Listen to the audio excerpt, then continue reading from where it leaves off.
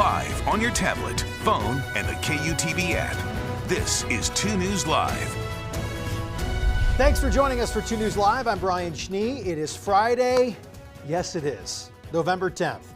Going in depth tonight on a couple things. I think we're calling this part number 5 now for our Juab County coverage involving a man who stole a sheriff's vehicle and then took the rifle in there and, of course, started shooting at responding troopers. We have new video to show you tonight from a prior incident. Before we get to that and some of the other things here, where Paul Nelson will join me live here in studio in just a few minutes. Before we get to all of that, though, as we go in depth tonight, you can always get in touch with us during the show. You can use the fancy hashtag 2NewsLive to join our conversation if you'd like.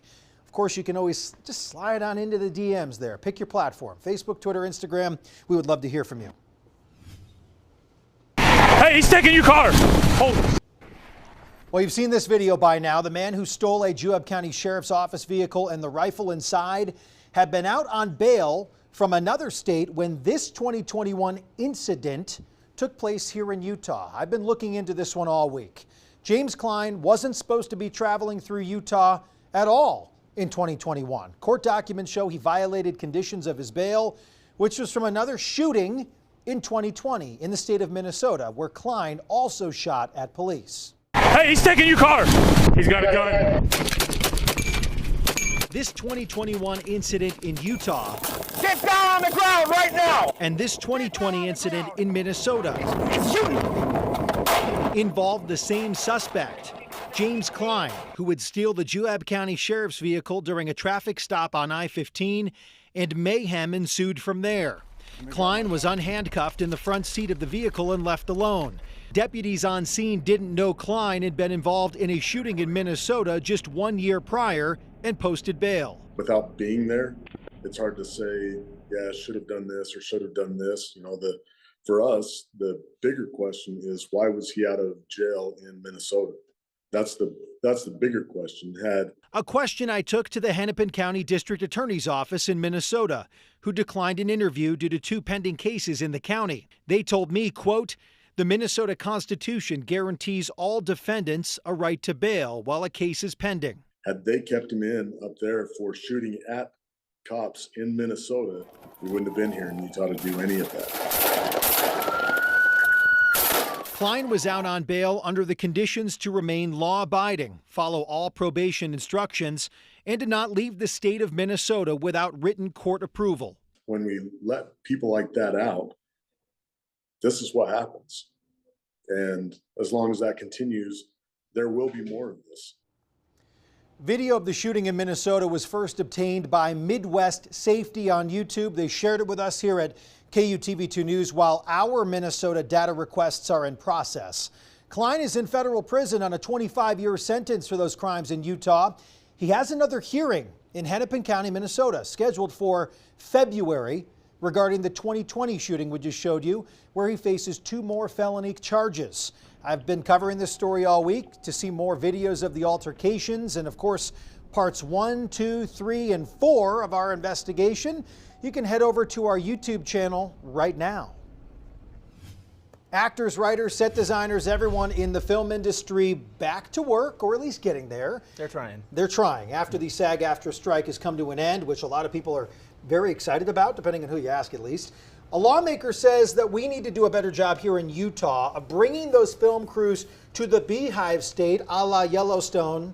Goodbye. Paul Nelson joins us live. Paul. Yep. What did that lawmaker tell you today specifically about the very interesting topic? Because I think a lot of people were wondering, when would we see a resolution with this? Yeah, a matter of fact, I mean, this particular strike lasted 118 days, and that's just the actors' strike. A lot of people kind of felt like as if this might not happen for a long time. Matter of fact, the president of the Utah Motion Picture Association, he wasn't expecting it to happen until January, at least the new year. So it actually ended a little bit sooner than they thought it would. But the situation is this, though. There were a lot of productions that were going to happen in Utah. You had the Food Network that had something lined up, Apple TV. Also, you had independent companies that were going to have something done. When the strike started, all that had to disappear. And so the trick now is to play catch up. You want to bring a whole bunch of as many movie companies, TV companies as you can, because it is a massive business. And the incentive that the state does have, it actually is for rural Utah, for companies to come to rural Utah. And so they can get a break, a tax incentive if they shoot there. And so that actually is underway, but the bill would actually extend that to make it a permanent kind of incentive. But currently, it was set to basically expire beginning of next year. I'd feel bad if we didn't mention Hallmark in there. For everyone that loves the Hallmark Christmas movie, there's always something filmed here in Utah with them. Hallmark. Just quickly, Paul, what did you gather today about the importance of this and the relevance of this coming to Utah, tourism dollars, the importance of the eyes on the state, all of that? It is a massive production company, and it's not. I mean, it's an entire industry. It's an entire corporation. The one thing that kind of surprised me was that Representative Stenquist, that's the person who's passing this or trying to get this bill passed. He says that a film incentive, a tax incentive of $12 million. Easily translates into way more than $100 million of revenue. So, I mean, that's why he is saying this incentive needs to become a permanent thing. And it was surprising to hear that the return on investment is that high, but it is extremely high in Utah. So that's why this particular account, they could have it, right now I believe it has $12 million in it, but Stenquist says at one point it could go up to $20 million. It just depends on what the lawmakers want to set aside every year. They do review it every year. Big money to come to Utah, and of course, dollars are very important to everybody, no matter how they come into the state. This is just one avenue for Utah to be on the map. Paul Nelson joining us live on KUTV, and of course here on 2 News Live. Paul, as always, thank you. Thank you. Meanwhile, after nearly 4 months of striking, the Actors Union has reached a tentative labor agreement with major film and television studios, the deal being reviewed by the SAG-AFTRA Union's National Board today. If approved, the nearly 160,000 actors represented by the union will get back to work. Hollywood suffered a 1-2 punch this summer when both the writers and actors unions went on strike. And closer to home, back in September, Utah actors joined together for a rally in Salt Lake City. This group specifically wanted people to know there's thousands of workers in Utah impacted too. To see our past reporting, find it on our website, KUTV.com. Skiers and riders now officially hitting the slope. There's one that's open at Solitude. One is better than none. Today, the resort opened one run to Solitude and Icon Pass holders. Open for everyone else tomorrow if you want to pay $25 for Veterans Day. It's the easy street run. It's, you know, they got some features there, some park features up. It looks really nice. This video is from today. 10 to 4. Through Sunday, the resort will take a couple days to probably gun some more snow. We saw a couple places doing it today as well. They'll reopen again on Friday. This marks Solitude's earliest opening in 10 years. I don't care if it's one run, Trent Parker. I love seeing this. Look at that. Yeah, isn't that nice? Yeah, earliest opening in 10 years by about 4 hours, because this day last year, Chase and I were up there filming his weather forecast there at 4 o'clock. So yeah, really like to see this, even if there's only one run open. It's just good that we can offer this to some people who are really jonesing. These people, this guy, look at him grooving over there. Got a couple soda pops in the mitten koozies, stuff like that going on. So yeah, you know, I love it. You love to see it. Tis you love the to season. see these people get out and get after it. You know, I'm one of those people who maybe I would have been up there, maybe not. You're here instead. Exactly. We need you here. Yeah. Just quickly, good weather here in your forecast for maybe making some snow overnight? Yeah, I mean, I think so. Over the next couple of days, it should be fair enough. I mean, we've got those temperatures overnight in the teens and 20s upstairs. So yeah, that should be pretty good, but these daytime temperatures definitely not good enough to be making snow. We're talking about highs tomorrow in the 40s and then upper 40s by Sunday. So definitely not making snow in the daytime. A little bit of a south wind up there, but overall it should be really nice. So not only do we have Link open both tomorrow and Sunday, but also the Bone Zone at Brighton, they're doing their barrier to entry event. So get up there and help support some of our youths trying to get into the snow sports and other board sports. November precipitation as of right now, it's pretty bad. 1/4 inch, and normally we'd have closer to 4/10. If you remember this time last year, we had a couple of storms roll through, especially right around this time, that brought us a big amount of moisture and even some snow up in the higher elevations. We're talking, you know, 2 to 3 feet at times. And then down here, we actually got our first dusting on this date last year. So we are tracking a little bit of some unsettled weather all off to our north and west. The Pacific Northwest, of course, getting doused again, but all these storms are going to miss to our north, just like we've been talking about the last week or two.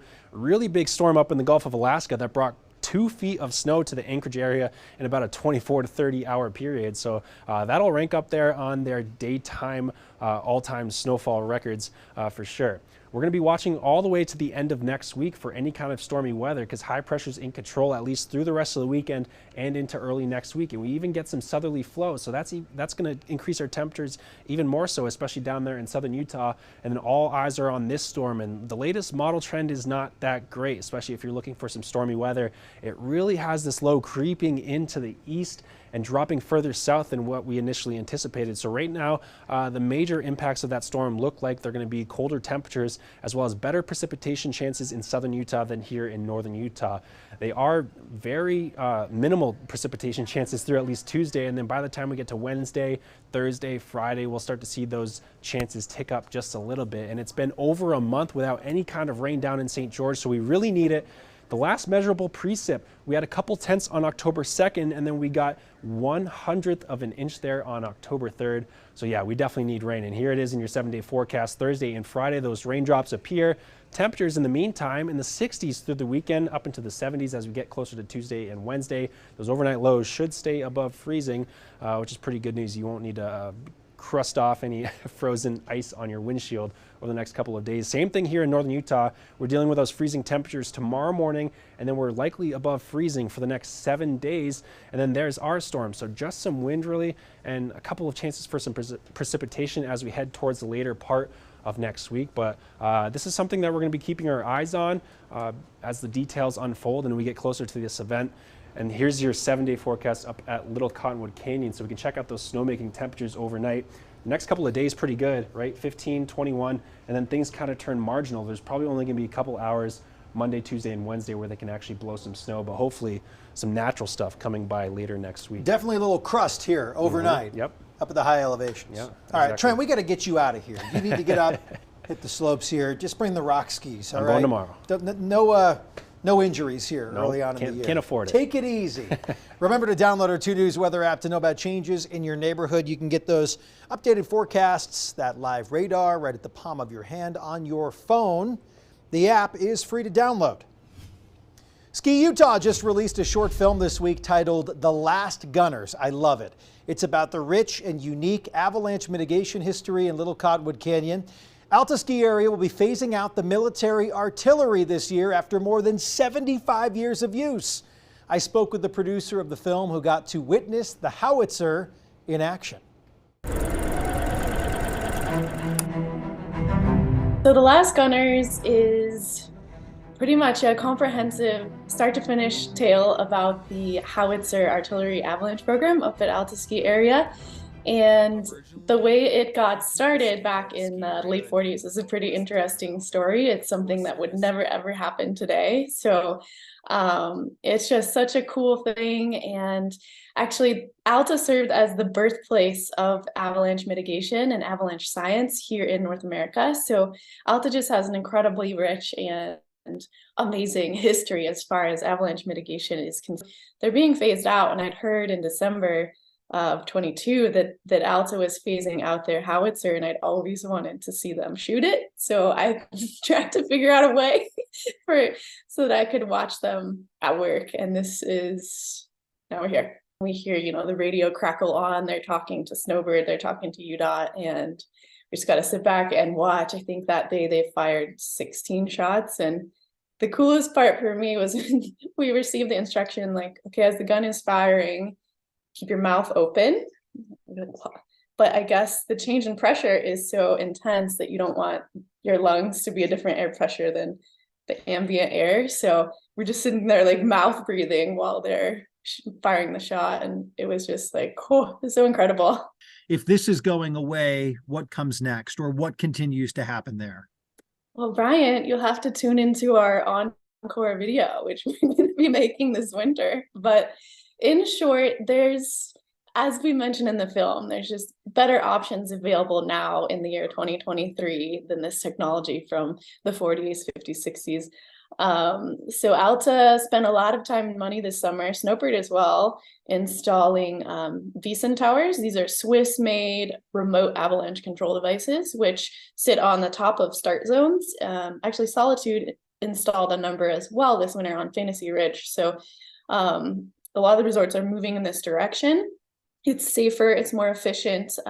Ski Patrol can open terrain quite a bit faster instead of walking out running routes and doing hand charges. So it's cool to see this new chapter, and it's amazing that Alta and Little Cottonwood in Utah are once again kind of serving as a place of innovation and moving forward into the next like frontier of what can be accomplished with avalanche mitigation. I think the bottom line I would hope people can take away from this movie is just like respect what patrol and mountain ops are doing. Like, don't be ducking ropes. There's a reason those are there. Like, these people work so hard. They put their lives on the line for us. And like the bare minimum you can do is respect the road closures, respect the rope closures. Don't be complaining about closures and interlodge and all that stuff. What these guys have to accomplish on a daily, weekly, monthly basis to keep these mountains safe is Herculean. So just respect the closures that patrol does, because they're always there for a reason, and these guys are working so hard. Thanks to Lexi for talking to me about this. Also, props to her colleague Tim Jones for making such a great film. It's about 7 minutes long. It's a great watch. I posted the article on our website, which has the video embedded in it, so you can find it right now, KUTV.com. Trent, I know you'd love that. Have you watched it yet? I love it. I have, actually. I did watch the whole thing. What is it? The only place that we still shoot live artillery across a highway? Yeah, it's fascinating. Insane. I mean, and it's good that we're developing new techniques to put patrollers at less of a risk in certain instances. And yeah, don't be ducking ropes. It's Class B misdemeanor, if anything. So. Well, and you can get yourself in trouble. You can be the reason why it's not just ski patrols getting called, but probably search and rescue volunteers taking time out of their day away from their families, their full-time paying jobs, risking their lives. And of course, the DPS folks always get the call up there as well. So lots of lessons to be learned and reminded about as we get into ski season. Go check out the film, though. It is really cool. It's awesome. It is awesome, especially as we get into ski season here. Our time is done. Thanks for watching 2 News Live. We appreciate you being with us on this fine Friday evening. We are back Monday for another installment. Thanks to Trent Parker for stopping by. This is cool. Paul Nelson also here today. Have a great rest of your weekend. Be safe out there. We will see you on Monday for another edition of 2 News Live at 5:30. Good night.